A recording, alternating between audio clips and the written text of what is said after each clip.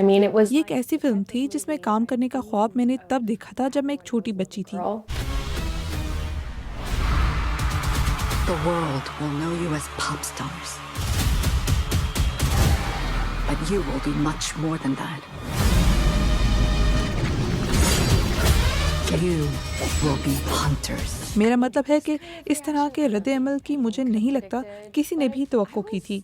लेकिन मुझे पूरा एतमाद था कि फ़िल्म खूब चलेगी और लोग इसको बहुत पसंद करेंगे। मुझे एनिमेशन बहुत पसंद है और मुझे लगा कि कहानी भी ज़बरदस्त थी। और जब मैंने इसकी आर्ट और एनिमेशन देखी और जब इन पर आवाज़ भी लग गई और फिर मैंने फ़िल्म की प्रमोशनल कॉपी म्यूज़िक के साथ देखी, तो मैंने कहा ये तो बिल्कुल कामयाब होगी।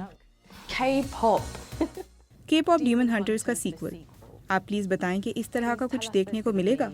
Something. A lot of बहुत सारे लोग ये सवाल पूछ रहे हैं। मुझे लगता है हमें नेटफ्लिक्स का इंतज़ार करना होगा या फिर सोनी कंपनी या किसी और कंपनी का जो हमें ग्रीन सिग्नल दे।